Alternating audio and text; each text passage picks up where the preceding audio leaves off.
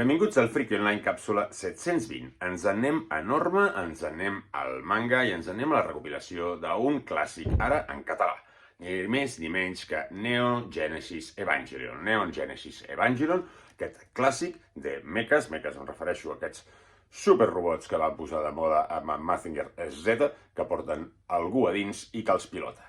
I, com no, com a Mazinger encara més joves, aquí són nens els conductors. Què passarà en aquest volum?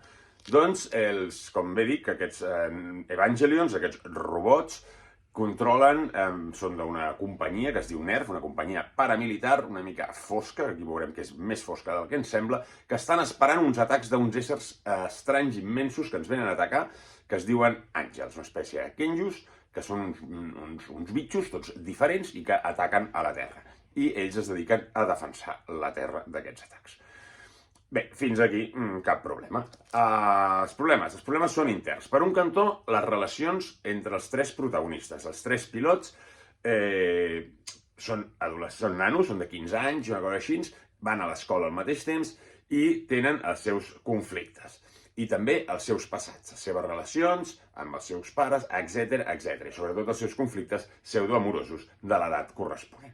Tot això és la base entretinguda que ens va portant la història. Mentrestant estan els adults. Els adults aquí ens entrem en conflictes ja no tan familiars ni tan simpàtics, sinó també hi ha algunes històries d'amor pel mig, però sobretot veiem que aquesta companyia, aquesta empresa, que es diu NERV, que controla aquests robots, no és tan clara com sembla. Amaga coses i passen coses estranyes. És un capítol que, bueno, són dos capítols, aquí hi haurà el 5 i el 6, en aquest número 3, dins d'aquesta col·lecció, que és la col·lecció col·leccionista que en diuen, que agafa cada un 2 volums.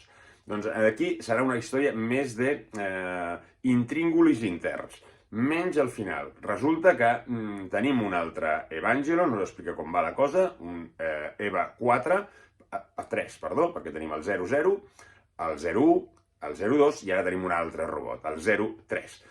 I necessitem un quart pilot. Qui serà aquest quart pilot? Això és la segona part. Aquest volum 6, que està aquí dins, ens parlarà de qui serà aquest segon pilot i drama final. La cosa va més o menys, però al final ja us dic que tenim dramón per qui serà aquest segon pilot i per com acabarà. No veurem quasi àngels, un parell però molt fugaços, però sí un segon que és una espècie d'àngel que el que fa és un àngel simbiòtic. No us vull explicar més. Realment enganxa molt la sèrie, sobretot per aquests intríngulis entre personatges. Aquí veiem el Senju amb son pare, que és el jefe de la NERV, la qual cosa ja va malament la cosa, perquè es porten fatal. Bueno, el pare és un antipare, per dir-ho manera, i ell ha viscut sempre amb els oncles fins ara que l'han posat de pilot. I això és un dels drames que ens anem trobant aquí dins. Els dibuixos perfectes dins d'aquest estil, molt clàssics i sense una evolució. És un autor que ja comencen amb el seu estil i ja no el deixen amb tota la saga. Per separar els capítols tenim aquestes il·lustracions a color. Aquí començaria el volum 5, amb aquestes il·lustracions tan xules. I la que comença el volum 6, que és aquest que ja us dic que busquem el nou pilot. No us el vull ensenyar massa perquè us faria spoiler. Aquí tenim la Suka i a la Rei, a les altres dues pilots clàssiques, que també veiem que s'amaguen coses aquí darrere, però ja ho anirem trobant. Doncs realment molt bé, una edició d'un clàssic i molt bé que estigui en català. Salut i a llegir còmics!